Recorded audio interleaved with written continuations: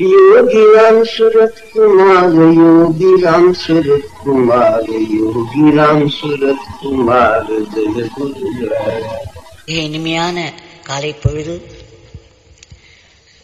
மற்றும் ஒரு நாள் 24 மணி நேரங்களோடு நம் கையில் அள்ளி கொடுத்திருக்கிறார் பகவான்.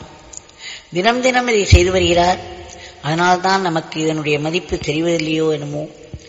எதுவுமே சுலபமாக நம் கையில் வந்து விழுந்தால் அதை நாம் மிகவும் கேஷுவலாக எடுத்துக்கொண்டு விடுவோம்.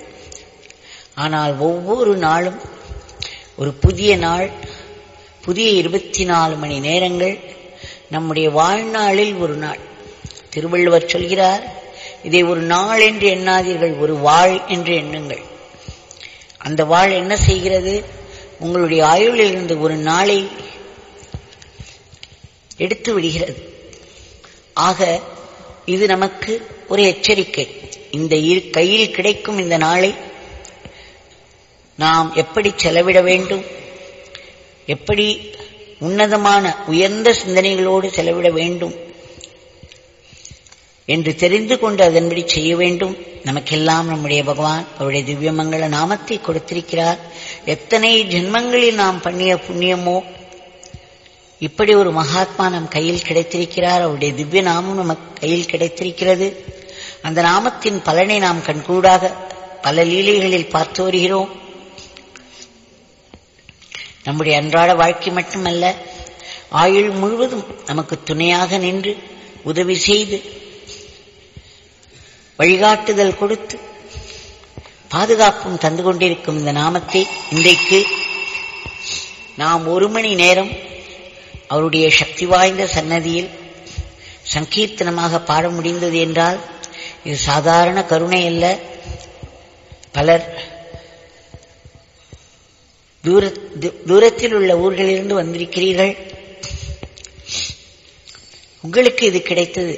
நினைத்து பாருங்கள். பகவான் இந்த ஆசிரமம் முழுவதும் நடந்திருக்கிறார். ஒரு இன்ச் கூட அவர் நடக்காத இடம் இல்லை, அவர் கால் படாத இடம் இல்லை. இந்த ஆசிரமத்தில் வரும் காற்று கூட அத்தனை சக்தியை தாங்கிக் கொண்டிருக்கிறது.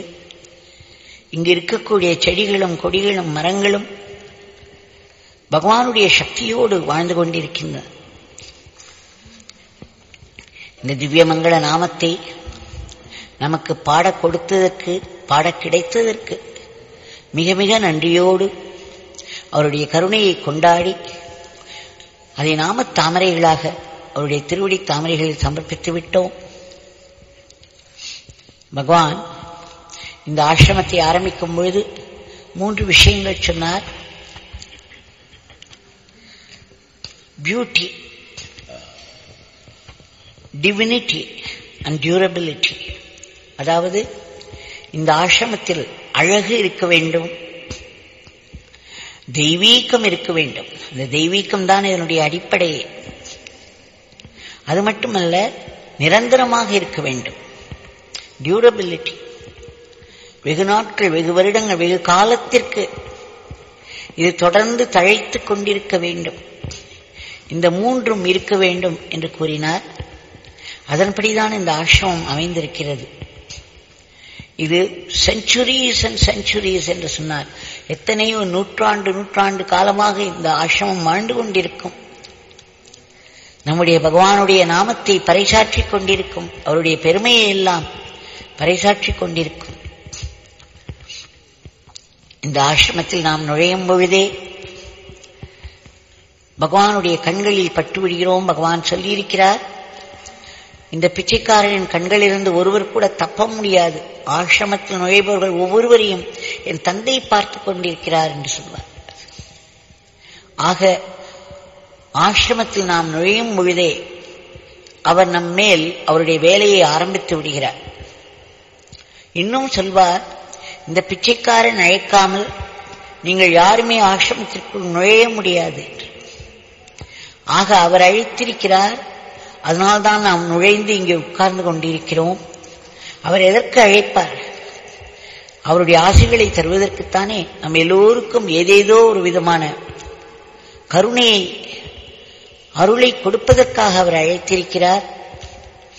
அந்த அழைப்பு நம்மில் இங்கு வர வேண்டும் என்ற எண்ணமாக தூண்டப்பட்டு நாம் எல்லோரும் இங்கு வந்திருக்கிறோம். அதற்கு எல்லாவற்றையும் கூட்டி வைத்திருக்கிறார். இங்கு இருக்கும் மூர்த்தியை பார்த்தீர்களானால், அருகே சென்று அவருடைய கண்களை பார்த்தீர்களானால் அது மேலே செருகிக் கொண்டிருக்கும். ஆழ்ந்த சமாதி நிலையை காண்பிக்கும். ஆனால் அவர் கைகளோ உயரத் தூக்கி தன்னுடைய அன்பினை அருளாக காட்டிக்கொண்டிருக்கும். அபய ஹஸ்தம் என்று சொல்வார்கள் அல்லவா? நான் இங்கு இருக்கிறேன், நீங்கள் ஏன் பயப்படுகிறீர்கள் என்ற அருளாய் அதனிடமிருந்து நீங்கள் நம்பினாலும் சரி நம்பாவிட்டாலும் சரி பகவானுடைய திருக்கரத்திலிருந்து கற்றை கற்றையாக ஒளிக்கதிர்கள் வந்த வண்ணம் இருக்கின்றன. அனைவரையும் தொட்டு ஆசீர்வதித்துக் கொண்டே இருக்கிறது. இது ஆன்மீக வாழ்க்கையில் சிறிதளவு நுண் உணர்வு இருந்தால் அவர்களால் அதை உணர முடியும். பகவான் சமாதி நிலையில் இருந்தாலும் அந்த சமாதி என்பது ஒரு பேருணர்வு, பேரானந்தம், பேருணர்வு. அதனுடைய முதல் வெளிப்பாடு அன்பாகத்தான் இருக்க முடியும், அருளாகத்தான் இருக்க முடியும்.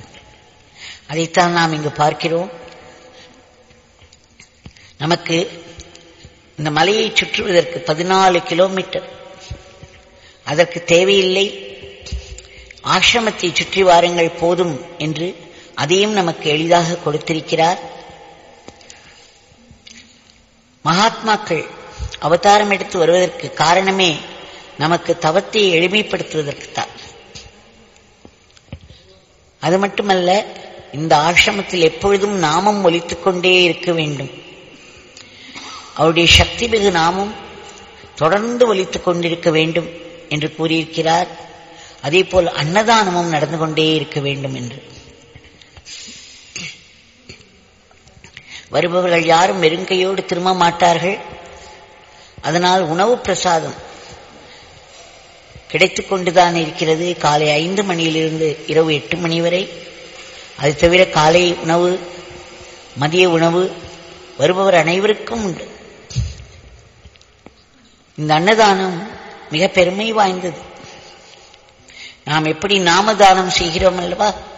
யாருக்கேனும் உடல்நிலை சரியில்லை என்றாலோ, இல்லை மனக்கஷ்டம் என்றாலோ, பணக்கஷ்டம் என்றாலோ 4 பேர் கூடி அவர்களுக்காக பகவானுடைய திவ்யமங்கள நாமத்தை சேர்ந்து பாடினோமானால் காரியம் கைகூடி அவர்களுக்கு நலம் ஏற்படும். யாருக்காக நாம் பிரார்த்தனை செய்கிறோமோ, யாருக்காக நாம் நாமம் சொல்கிறோமோ அவர்களுடைய பிரார்த்தனை நிறைவேறிவிடும்.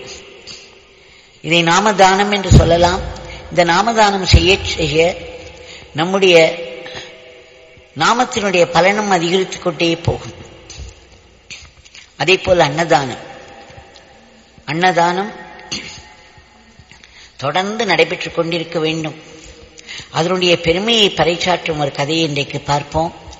இவையெல்லாம் அருள் நெறி கதைகள் என்ற ஒரு புத்தகம் சுதாமாவிற்கு வந்தது. ராமகிருஷ்ணா மட் சென்ற ஒருவர் அதை வாங்கி வந்தார். அதைத்தான், அதில் வரும் கதைகளை எல்லாம் நான் பகவானுக்கு படித்துள்ளேன். அதில் ஒன்றைத்தான் நாம் தினமும் பார்த்து வருகிறோம். இந்த புத்தகத்திற்கு ஆத்தராக இருக்கும் சுவாமி கமலாத்மானந்தருக்கு அனந்த கோட்டி நமஸ்காரங்களும் நன்றிகள். விவேகானந்தர் சொல்லியிருக்கிறார், நம்முடைய பாரம்பரியத்தின் பெருமையை காட்டும் கதைகள் புராணங்களிலும் சரி, உபனிஷத்துகளிலும் சரி, எங்கு இருந்தாலும் அவைகளையெல்லாம் நாம் மக்களுக்கு எடுத்துச் சொல்ல வேண்டும், எடுத்து செல்ல வேண்டும். அவைகள் மூலம் பழிச்சிடும் பெரும் உண்மைகள் எல்லாம் மக்களை சென்று அடைய வேண்டும் என்று சொல்லியிருக்கிறார். அதை ஒட்டித்தான் சுவாமி கமலாத்மானந்தர் இந்த கதைகளை எல்லாம் மிகச் சிறப்பாக எழுதியிருக்கிறார். இந்த அன்னதானம் என்பது ஒரு ஊரிலே பெரியவர் ஒருவர் இருந்தார். அவர் பெரிய ஒழுக்கம் நிறைந்தவர், அன்பு நிறைந்தவர், பலவிதமான நற்குணங்களால் பெருமை வாய்ந்தவர். அவர் தன்னிடம் இருக்கும் செல்வத்தை எல்லாம் அன்னதானமாக செய்து வந்தார். ஏழை எளியவர்களுக்கு வேண்டியவற்றை எல்லாம் எடுத்துக் கொடுப்பார். தாராளமாய் தொடர்ந்து அன்னதானம் செய்து வந்தார். அவர் பிறந்த பொழுதே அவருடைய ஜாதகத்தை பார்த்த ஜோதிடர்கள் சொன்னார்கள், இவர் மிகச் சிறப்புற வாழ்வார், இவருக்கு இதுதான் கடைசி பிறவி. ஒரு சமயம் வரும்பொழுது இந்த உலகத்தை துறந்து அவர் காசிக்கு சென்று விடுவார், பிரம்மஞானியாக ஆகிவிடுவார் என்று. அதன்படியே அவர் தன்னுடைய இல்லறத்தை தன் மனைவியாரோடு நல்லறமாக நடத்தி வந்து ஒரு சமயம் வந்தவுடன் துறவியாகிவிட்டார், காசிக்கு சென்று விட்டார், பிரம்மஞானியாக ஆகிவிட்டார்.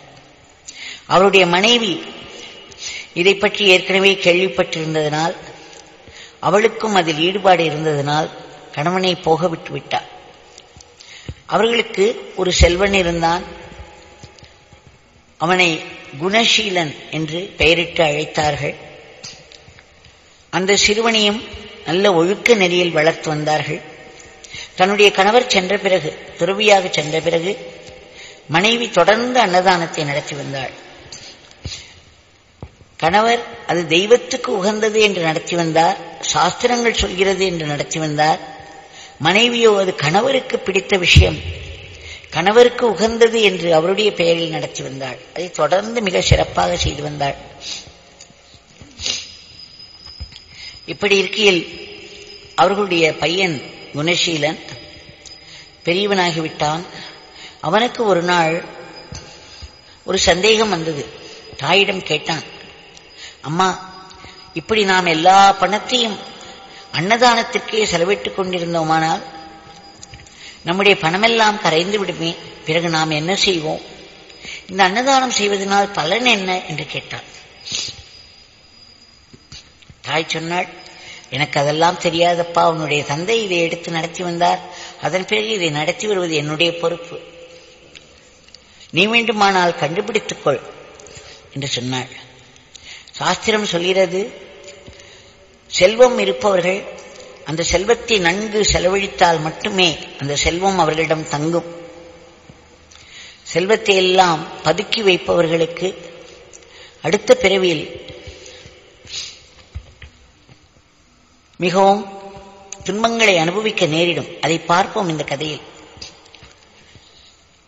இந்த குணசீலன் சொன்னான், அம்மா, எப்படி தெரிந்து கொள்வது? நாம் சாதாரணமாய் இதை பற்றி தெரிந்து கொள்ள முடியாது, நீ அதற்கு ஒரு தவம் செய்தால் தெய்வம் உனக்கு அதை காட்டித்தரும் என்று சொன்னாள். எப்பேற்பட்ட தாய்!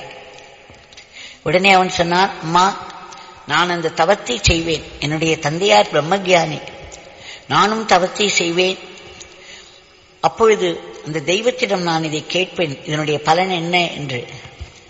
தாய் சொன்னாள். உடனே உணவு கட்டி கொடுத்து, நீ சென்று வாப்பா, தவமில்லாத வாழ்க்கை வீண் வாழ்க்கை என்று சொல்லி அனுப்பினாளாம். எப்பேற்பட்ட தாயாக இருக்க வேண்டும்! கணவனுக்கு உகந்தது என்று தொடர்ந்து எவ்வளவு பெரிய பொறுப்பு அன்னதானத்தை நடத்தி வருவது. மகனை தவ வாழ்க்கை செய்து வா என்று அனுப்புகிறாள். அவன் இப்படி சென்று கொண்டே இருந்தான். ஒரு காட்டு வழியாக அவன் போக வேண்டியிருந்தது. இருட்டிவிட்டது. அவனுக்கு எங்கேயாவது தங்கியாக வேண்டும். இந்த காட்டில் எங்கே தங்குவது என்று தெரியவில்லை. ஏனென்றால் கொடிய மிருகங்கள் இருக்கக்கூடிய காடு அது. அந்த சமயம் பார்த்து ஒரு வேடன் அங்கு வந்தான். அப்பா, நீ இளைஞனாக இருக்கிறாய், இந்த நேரத்தில் எப்படி இந்த காட்டுக்குள் வந்தாய்? எதற்காக வந்தாய்? விஷயத்தை சொன்னவுடன் குணசீலனை பார்த்த அந்த வேடன் சொன்னான், அருகே வா, என்னுடைய வீடு இருக்கிறது, அங்கு அழைத்துச் செல்கிறேன். இங்கு கொடிய மிருகங்கள் இரவு நேரங்களில் உலவும், அது பெரிய ஆபத்தாக முடியும் என்று கூட்டி சென்றான். அங்கே வேடனுடைய மனைவி முகத்தில் எள்ளும் கொள்ளும் எடுத்ததாம். கணவன் அவ்வளவு அன்பு நிறைந்தவனாக குணசீலனாக இருந்தான். ஆனால் மனைவி வீட்டில் சாப்பாட்டிற்கு இந்த காட்டில் இந்த நேரத்தில் ஒருவரை பிடித்துக் கொண்டு வந்து விட்டாரே என்று ஒரே கோபம் அவளுக்கு. அந்த கோபத்தை ஒவ்வொன்றிலும் காண்பித்தாள். வேடன் சொன்னான், அம்மா, நீ கவலைப்படாதே, என்னுடைய பங்கு உணவு இருக்கிறதல்லவா, அதை நான் இவனுடன் பகிர்ந்து கொள்வேன் என்று சொல்லி அந்த இளைஞனோடு தன்னுடைய உணவை பகிர்ந்து கொண்டான். அவர்கள் இந்த காற்றில் இரவு நேரங்களில் துஷ்ட மிருகங்கள் உலவு வருவதால் ஒரு பரண் மாதிரி ஒன்றை அமைத்துக் கொண்டிருந்தார்கள். அந்த பரணில் சென்றுதான் படுப்பது வழக்கம். அதில் கிட்டத்தட்ட ஒரு 2 பேருக்கு படுப்பதற்கு மட்டும்தான் தாராளமாக படுக்கிற மாதிரி 2 பேர், அந்த அளவுக்குத்தான் இடம் இருந்தது. அவருடைய மனைவி சொன்னாள், நீ இங்கு வந்து படுக்கலாம், ஆனால் அந்த இளைஞனை கீழே விட்டுவிடு என்று சொல்லிவிட்டாள். வேடனுக்கு மனமே வரவில்லை. இப்பேற்பட்ட இளைஞன், இவனை போய் கீழே விட்டால் மிருகங்களுக்கு உணவாகி விடுவானே என்று சொல்லி, நான் என்னுடைய பங்கு இடம் இருக்கும் அல்லவா, அந்த இடத்தில் நான் இவனோடு பகிர்ந்து கொள்கிறேன் என்று சொல்லி அந்த இளைஞனையும் ஏற்றுக்கொண்டான். அந்த இளைஞன் இங்கு பரனுடைய ஓரத்தில் தான் படுக்க வேண்டியிருந்தது. அப்பொழுது கூட அந்த வேடன் தன்னுடைய கையை போட்டு அந்த சிறுவன், அந்த இளைஞன் கீழே விழுந்து விடாதபடி இரவு முழுவதும் கண்விழித்து பாதுகாத்தான். பிறகு ஒரு பொழுதில் அவன் எழுந்து இவன் தாராளமாக படுத்துக் கொள்ளட்டும் என்று சற்று அந்த பரனிலேயே ஒரு ஓரத்தில் சென்று அமர்ந்து அப்படியே தூங்கிவிட்டான். இவனுடைய மனைவி என்ன நினைத்தாள், அந்த இளைஞன் நம் கூடயே ஒட்டிக்கொண்டு விட்டால் பிறகு அவனுக்கு நாம் வாழ்நாள் முழுவதும் உணவு போட வேண்டியிருக்கும், அவனை எப்படியாவது கீழே தள்ளிவிட்ட வேண்டும் என்றெல்லாம் மனதுக்குள் நினைத்துக் கொண்டே படுத்துக் கொண்டாளாம். இப்பொழுது இந்த இளைஞன் எழுந்தான். வேடன் தனக்காக தியாகம் செய்து ஒரு ஓரத்தில் இருப்பதை அறிந்து வேடனை அப்படியே இழுத்து தான் படுத்த இடத்தில் விட்டு இவன் போய் ஒரு ஓரத்தில் ஒதுங்கி உட்கார்ந்து கொண்டான். அந்த இருட்டில் அந்த மனைவி அந்த இளைஞன் என்று நினைத்து அந்த வேடனை கீழே தள்ளிவிட்டு விட்டாள். தன்னுடைய கணவன் என்று அவளுக்கு தெரியாது. அந்த வேடன் கீழே விழுந்து விட்டான். அந்த சமயம் ஒரு கொடிய மிருகம் அந்த இடத்தில் வந்து அவனை கொன்று தின்று விட்டது. ஒரு நிமிடத்தில் அந்த வேடனுடைய வாழ்க்கை முடிந்து விட்டது. இளைஞன் திடுக்கிட்டு போனான். குணசீலன் இனி நாம் இங்கு இருக்கக்கூடாது என்று அங்கிருந்து கிளம்பிவிட்டான். இப்படி அவன் போய்கொண்டே இருந்தான். அப்பொழுது ஒரு முதியவர் வந்தார். அவர் சொன்னார், அப்பா, நீ எங்கு போகிறாய்? நான் தவம் செய்வதற்காக போகிறேன். என்னுடைய குலதெய்வத்தையை தவம் செய்து அவரிடம் அன்னதானத்தின் பலன் என்று என்ன என்று கேட்கப் போகிறேன். அப்படியானால் நீ இதையும் கேட்டு வா. என்ன என்று கேட்ட பொழுது சொன்னார், என்னுடைய கண்கள் சரியாக எனக்கு தெரியவில்லை, நான் குருடனாக இருக்கிறேன். நான் ஏன் இப்படி குருடனாக இருக்கிறேன் என்று கேட்டு வா. இப்படி போகும் வழியில் இருப்பவர்கள் எல்லாம் ஒவ்வொன்று சொன்னார்கள், இதை கேட்டு வா, இதை கேட்டு வா என்று. அவனும் சரி என்று சொல்லி அதே போல் ஒரு இடத்திற்கு சென்றான். அந்த இடம் தவம் செய்வதற்கு ஏற்ற இடமாக இருந்தது. ஒரு குன்று இருந்தது. அவனுடைய தாய் சொன்னது போலவே ஒரு குன்றும் ஒரு நீரோடையும் இருந்தது. அங்கே உட்கார்ந்து தன்னுடைய குலதெய்வத்தின் நினைவில் ஆழ்ந்தான். அந்த தெய்வத்தை அவனுடைய தவத்திற்கு மெச்சி பிரசன்னமாகி கேட்டது, உனக்கு என்ன வேண்டும் என்று. இந்த அன்னதானத்தின் பலனை எனக்கு என்னவென்று சொல். அப்படி என்னுடைய தந்தை நடத்தி வந்தார் கோலாகலமாய், இப்பொழுது என் தாய் நடத்தி வருகிறார்கள். ஆனால் எங்களிடம் இருக்கும் பணமோ கரைந்து கொண்டிருக்கிறது. நாங்கள் என்ன செய்வோம்? இதன் பலன் என்ன என்று சொல். உடனே அவள் சொன்னாள், நீ இருக்கும் அந்த கிராமத்தை ஒரு நாட்டைச் சேர்ந்தது அல்லவா, அந்த நாட்டின் பேரரசன் ஒருவன் இருக்கிறான். அவனுக்கு ஒரு குழந்தை பிறக்கும். அந்த குழந்தை பிறக்கும் பொழுது அதை தரையில் படாமல் ஒரு தங்க தாம்பாளத்தில் ஏந்தி அதனிடம் கேட்டால் அன்னதானத்தின் பலன் என்ன என்று கேட்டால் அந்த குழந்தை சொல்லும் என்று சொன்னாளாம். இதெல்லாம் மிகவும் விசித்திரமாக இருக்கிறது. ஆனால் கதை இப்படித்தான் போகிறது. சரி என்று அவனுக்கு ஒரே சந்தோஷம். அதன் பிறகு ஒவ்வொருவரையும் பற்றி கேட்டான். ஒருவர் சொல்லியிருந்தார், நான் கண்ணில்லாமல் இருந்தேனே, எதற்காக எனக்கு கண்ணில்லாமல் போயிற்று என்று. அதற்கு அவர் சொன்னார், அந்த தெய்வத்தை சொல்லிற்று, அவர் நிரம்ப கல்வி கற்றவராக இருந்தார். தான் கற்ற கல்வியை எல்லோருக்கும் பகிர்ந்து அளிக்க வேண்டும், எல்லோரிடமும் சொல்லிக் கொடுக்க வேண்டும். இந்த வேதத்திற்கு கூட அப்படி சொல்வார்கள். வேதம் பயின்றவர்கள் கண்டிப்பாக அந்த வேதத்தை மற்றவர்களுக்கு சொல்லித்தர வேண்டும். அது அதனுடைய ஒரு முக்கியமான ஒரு விதி. அவர் அதில் தவறிவிட்டார். தான் கற்ற கல்வியை மற்றவர்களுக்கு பகிர்ந்தளிக்க தவறிவிட்டார். அதை பணம் சம்பாதிப்பதில் ஈடுபடுத்தினார். அதனால் இந்த ஜென்மத்தில் அவருடைய கண்கள் குருடாகிவிட்டது என்று சொன்னார். ஒரு நாகம் வழியில் சொல்லிற்று, என்னால் நகர முடியவில்லை, நான் மிகவும் கஷ்டப்படுகிறேன், என்னுடைய கஷ்டம் ஏன் என்று சொல்லி. அந்த தேவத்தை சொல்லிட்டு அது மாணிக்கத்தை தன்னுடைய வாயில் வைத்துக் கொண்டு அதை சாதாரணமாக வெளியே துப்பிவிட வேண்டும். ஆனால் அது ஒரு கெட்டெண்ணத்தோடு வாயில் வைத்துக் கொண்டிருக்கிறது, அதை துப்பினால் அதற்கு விடிவு வந்துவிடும் என்று. இப்படி ஒவ்வொருவருக்கும் ஒவ்வொரு இதை சொல்லி செல்வத்தை பதுக்கி வைத்திருப்பவர்கள். வழியில் ஒரு மாமரம் ஒன்று வந்தது. அந்த மாமரத்தில் இருக்கக்கூடிய மாம்பழங்கள் எல்லாம் பழுத்து இருப்பதற்கு பதில் புழுத்து இருந்ததாம்.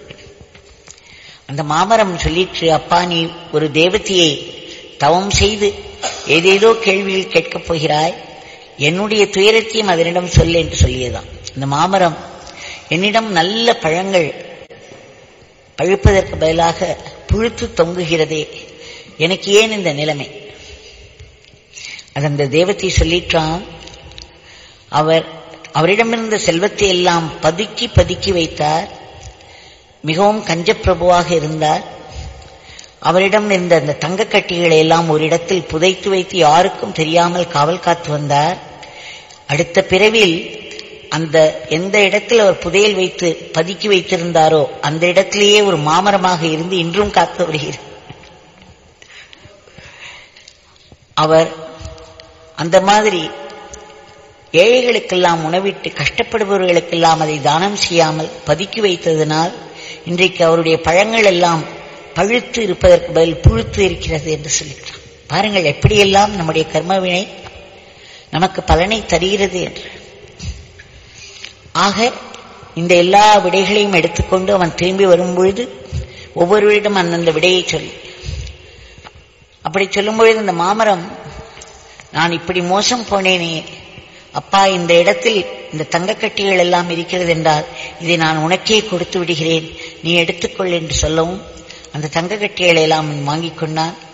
அதே போல் அந்த பாம்பு அந்த மாணிக்கத்தை துப்பி அதை இவனிடமே கொடுத்து விட்டது. அந்த முதியவர் அவருக்கு தெரிந்த கலைகளை எல்லாம் இவருக்கு சொல்லிக் கொடுத்தார். இப்படி ஒவ்வொன்றும் இவனுக்கே பயன்பட்டு போனது. அதன் பிறகு அவன் வந்து தன்னுடைய ஊருக்கு வந்து தன்னுடைய தாயை பார்த்து சொல்லி அந்த ஊர் அரசனிடம் சென்று, எனக்கு என்னுடைய குலதெய்வத்தை இப்படி சொன்னால், உங்களுக்கு இன்னும் 10 மாதத்தில் ஒரு குழந்தை பிறக்குமாம், அந்த குழந்தை பிறந்தவுடன் அது தரையில் படாமல் ஒரு தங்கத் தாம்பாளத்தில் ஏந்தி அதனிடம் அன்னதானத்தின் பலன் என்ன என்று கேட்கச் சொன்னார் என்று சொல்லவும் அரசன் மிகவும் மகிழ்ந்து போனான். உடனே இவனுக்கு ஒரு பெரிய ஒரு பதவியை கொடுத்து அரண்மனையிலேயே வைத்துக் கொண்டார். அதற்கேற்றாற்போல் அவருடைய அரசனுடைய மனைவி கருவுற்றாள்.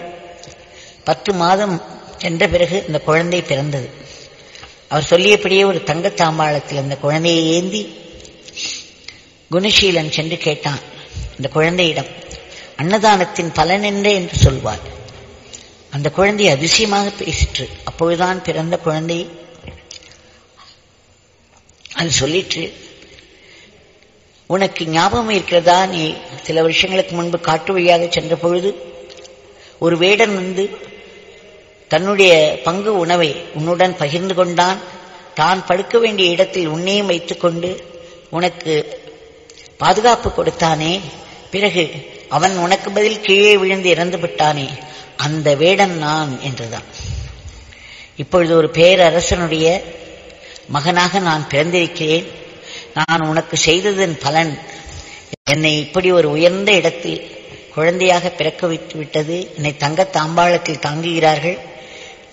நான் அன்றைக்கு என்னுடைய உணவை, ஒரு சிறிதளவே உணவு, அதில் பாதியை நான் உனக்கு பகிர்ந்து கொடுத்தேன் அல்லவா, உனக்காக உயிரை விட்டேன். அதனால் எனக்கு இப்பேற்பட்ட ஒரு பாக்கியம் கிடைத்துள்ளது என்று சொன்னார்.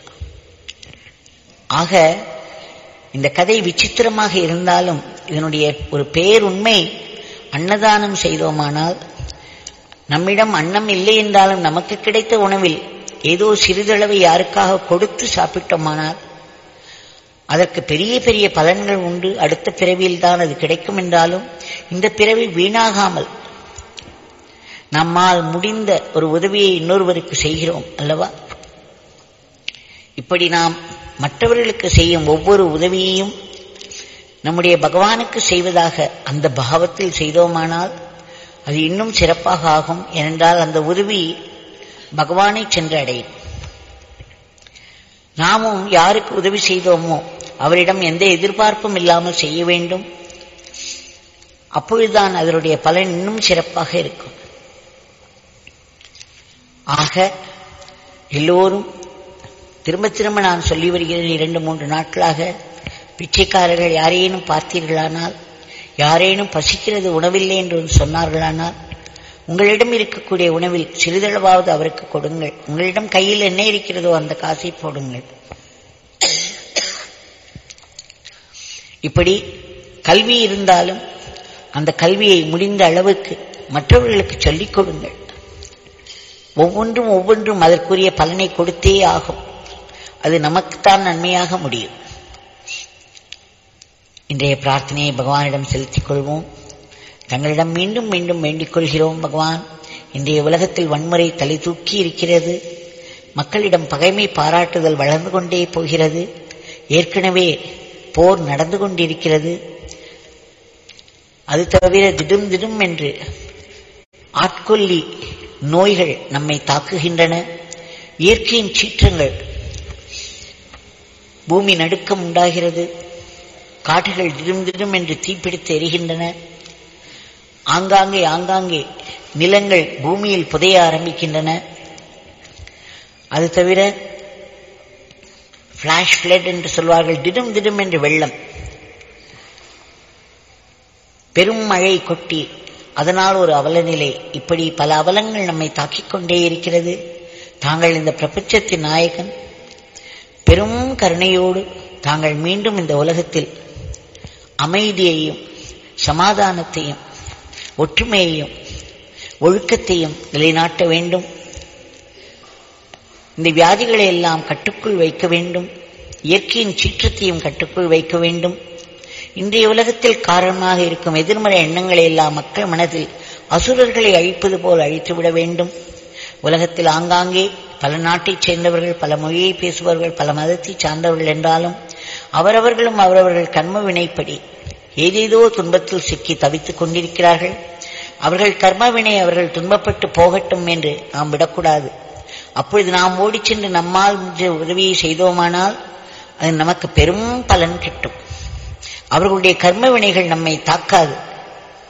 அதற்கு பதிலாக நாம் அவர்களுக்கு செய்யும் உதவி நமக்கு பெரும் பலனை கொடுக்கும். ஆனால் எங்களால் முடியாத பல விஷயங்கள் இருக்கின்றன. தாங்கள் பெரும் கருணையோடு அவர்களுக்கு வேண்டிய உதவியையும் பாதுகாப்பையும் கொடுக்க வேண்டும். சுயநலமின்றி மற்றவர்களுக்காக எப்பொழுதும் தொண்டாற்றிக் கொண்டிருக்கும் அன்பர்களுக்கெல்லாம் தங்களுடைய உதவியும் பாதுகாப்பும் கிடைத்துக் கொண்டே இருக்க வேண்டும். மற்றவர்களிடம் இருந்து வரும் பழி பாவங்களிலிருந்தும் அவர்களுக்கு பாதுகாப்பு கிட்ட வேண்டும். நாட்டின் பொருளாதாரத்திற்கு ஒரு பெரிய ஏற்றம் வர வேண்டும். நாடு பல துறைகளிலும் பெரும் வளர்ச்சி அடைந்து ஒரு உன்னத நிலையில் விஸ்வகுருவாக இருந்து இந்த உலகத்தையே தர்ம வழியில் நடத்தி செல்ல வேண்டும். தங்களுடைய திவ்யமங்கள நாமத்தை நாங்கள் இடைவிடாது உச்சரிக்க வேண்டும். தங்களுடைய உபதேசங்களையும் லீலைகளையும் எங்கள் மனதிற்கு கொண்டு வந்து அதை ஜீரணித்து அதை எங்களுடைய ஆத்ம சக்தியாக ஆக்கிக் கொள்ள வேண்டும். தங்களுடைய கைகளிலே நாங்கள் எப்பொழுதும் சாத்வீக கருவிகளாக மட்டுமே இயங்க வேண்டும். நாங்கள் ராட்சசர்களாகவோ அல்லது ராட்சசிகளாகவோ இருந்துவிடக்கூடாது. எங்களுடைய அன்றாட வாழ்க்கையை தங்களுக்கு அர்ப்பணமாக செய்து வர வேண்டும். மாயையின் பிடிக்குள் தப்பித்தவறி கூட சிக்கிவிடக்கூடாது. அப்படி சிக்கிக் கொண்டோமானால் அதிலிருந்து மீண்டு வருவதற்கு எத்தனை வருடங்களாகும், எத்தனை ஜென்மங்களாகும் என்று சொல்ல முடியாது. தங்களுடைய பேரானந்த பிரம்மானந்த நிலை எங்களுக்கும் வர வேண்டும். அதற்கு எங்கள் மனம் முற்றிலும் தூய்மையாக வேண்டும். எங்கள் மனதிலே இருக்கக்கூடிய காமம், கோபம், பயம், துக்கம் பொறாமை, தற்பெருமை, வளர்ந்து கொண்டே போகும் ஆசைகள், இவையெல்லாம் மனதினுடைய அழுக்குகள். எத்தனையோ ஜென்மங்களாய் மிகவும் கெட்டியாக நம்மை பிடித்துக் கொண்டிருக்கும் இந்த அழுக்குகளை சுரண்டி எடுக்க வேண்டும் அல்லவா? அதற்கு நாமத்தை போல் ஒரு சிறந்த சாதனை ஒன்றுமில்லை. நாமத்துக்கு அப்பேற்பட்ட ஒரு ஆற்றல் உண்டு. இந்த அழுக்குகளுக்கெல்லாம் மூல காரணமாக இருக்கக்கூடிய பாபங்களை எல்லாம் அழிக்கக்கூடிய ஆற்றல் அதற்கு உண்டு. ஆக நாங்கள் இந்த நாமத்தை இடைவிடாது ஆனந்தமாய் உச்சரித்துக் கொண்டே இருக்க வேண்டும். இவை அனைத்தும் எங்களுடைய ஆத்ம சக்தியாக ஓங்க வேண்டும். அவரவர்கள் வீட்டில் இருந்தாலும் சரி, காட்டில் இருந்தாலும் சரி, அலுவலகத்தில் இருந்தாலும் சரி, அல்லது ஆலயத்தில் இருந்தாலும் சரி, என்னென்ன வேலைகள் நம் கைகளில் வந்து விழுகிறதோ அதையெல்லாம் தங்களுடைய வேலைகள், அதனால் நாங்கள் செய்யும் பொழுது தங்களுடைய சேவைகளாக அவை ஆக வேண்டும். அதை ஆனந்தமாக நாங்கள் செய்ய வேண்டும். போட்டி பொறாமை பொச்சரிப்பின்றி செய்ய வேண்டும் என்று வேண்டிக் கொள்கிறோம். அப்பொழுது இவை எல்லாமே சிறிய வேலையோ பெரிய வேலையோ, சமைக்கும் பொழுது கூட பகவான் நான் உங்களுக்காக சமைக்கிறேன், அதை கணவருக்கும் மற்றவர்களுக்கும் பரிமாறும் பொழுது இவர்களுக்குள்ளே இருக்கும் பகவான் இதை சாப்பிடுவார் என்ற நினைப்போடு பரிமாறுதலும், வீட்டில் என்ன வேலை இருந்தாலும் அந்த வேலையெல்லாம் இந்த வீடே உங்களுக்கு சொந்தமானது, இறைவனுக்கு சொந்தமான வீடு இது, இங்கு நான் செய்யும் வேலைகள் அத்தனையும் இறைவனுடைய சேவைகள் என்ற நினைப்போடு செய்து வர வேண்டும். அலுவலகத்தில் நுழையும் பொழுதே இந்த அலுவலகமும் இறைவனுக்கு உரியதுதான். இந்த பிரபஞ்சமே இறைவன் தோற்றுவித்தது. இந்த பிரபஞ்சம் முழுவதும் இறைவனுக்கு உரியது. ஆகு இந்த பிரபஞ்சத்தில் இருக்கும் அத்தனை வேலைகளும் இறைவனுடைய வேலைகள்தான். அந்த ஒரு பாவத்தில் நாம் செய்தோமானால் நம்முடைய வேலைகள் எல்லாம் சேவைகள் ஆகிவிடும். அந்த சேவைகள் எல்லாம் நம்முடைய ஆத்ம சக்தியாக ஆகிவிடும். அதை நாம் ஆனந்தமாக செய்ய வேண்டும். இதற்கு தாங்கள் அருள வேண்டும் என்று உங்களிடம் வேண்டிக் கொள்கிறோம். வாழ்க்கை என்ன கொண்டு வந்து கொடுத்தாலும் சுகமோ துக்கமோ தங்களிடமிருந்து அது வருவதனால் கண்டிப்பாக அது ஆசீர்வாதமாக மட்டும்தான் இருக்க முடியும். அது எங்களுடைய ஆன்மீக முன்னேற்றத்திற்காக இருக்கும். தங்களிடம் அது எங்களுடைய நெருக்கத்தை கூட்டித் தரும். ஏனென்றால் தங்களை நோக்கி நமக்கு வாழ்க்கையில் கஷ்டம் வரவில்லை என்றால் யாருமே இறைவனிடம் திரும்ப மாட்டோம், இறைவனை அணுகவே மாட்டோம். அதனால் கஷ்டங்களாக சில ஆசீர்வாதங்களை கொடுத்து நம்மை இறைவனை நோக்கி தள்ளிவிடுகிறார் இறைவன். ஆக இதையும் நாங்கள் ஆசீர்வாதமாக ஏற்றுக்கொள்ள வேண்டும். அப்பொழுது எங்கும் நிறைந்திருக்கும் உயிர் துடிப்போடு கூடிய தங்களுடைய தெய்வீக இருப்பை எங்களால் உணர முடியும். வாழ்வினுடைய நிகழ்ச்சிகள் அனைத்துக்கும் பின்னால் தங்களுடைய சங்கல்பம் தான் இருக்கிறது, தங்களுடைய பெரும் திட்டம் தான் இருக்கிறது என்பதை நாங்கள் உணர வேண்டும். திடும் என்று எங்கள் கர்மவினை தாக்கும் பொழுது நிலைகுலைந்து போகாமல், எங்களுடைய தோல்விகளுக்கெல்லாம் மற்றவர்களை குற்றம் சாட்டாமல், தங்களை நொந்து கொள்ளாமல், தங்களை விட்டு விலகாமல் நாங்கள் இருக்க வேண்டும். தாங்கள் எங்களுடைய கஷ்டங்களை எல்லாம் ஆசீர்வாதங்களாக மாற்றித்தர வேண்டும். தாங்கள் வாக்கு கொடுத்திருக்கிறீர்கள். தங்களுடைய நாமத்தை சொல்பவர்களுக்கு, தங்களுடைய சேவையை செய்பவர்களுக்கு தங்களின் தந்தை எல்லாவற்றையும் பெரும் ஆசீர்வாதமாக மாற்றிக் கொடுத்து விடுவார் என்று நாங்கள் எப்பொழுதும் தங்களிடம் நன்றியோடு இருக்க வேண்டும். உலகத்தில் உள்ள ஜீவராசிகள் அனைத்தும் எந்தெந்த நிலையில் இருந்தாலும், எந்தெந்த துன்பத்தில் இருந்தாலும் அவைகளுக்கெல்லாம் ஒரு மேன்மை கிட்ட வேண்டும். இறுதியாக இந்த கொடிய பிறப்பு இறப்பு சுழல் இதிலிருந்து நாங்கள் முற்றிலும் விடுபட வேண்டும். இதற்கு அடிப்படை காரணம் சுயநலம்.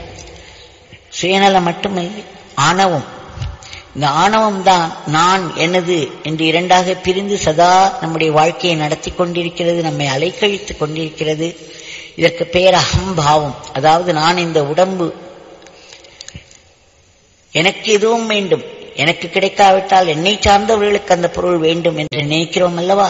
இந்த நான் எனது என்பது ஆணவத்தின் எதிரொலிகள். இதிலிருந்து நாம் முற்றிலும் விடுபட வேண்டும். இந்த அகம்பாவம் போய் ஆத்ம பாவம் ஓங்க வேண்டும். மரணமில்லா பெருவாழ்வு எல்லோருக்கும் கிட்ட வேண்டும் என்று ஆத்மாத்மாவை மீண்டும் மீண்டும் மீண்டும் வேண்டிக் கொள்வோம், வேண்டிக் கொண்டே இருப்போம். ஜெய் யோகிராம் சரத்குமார்.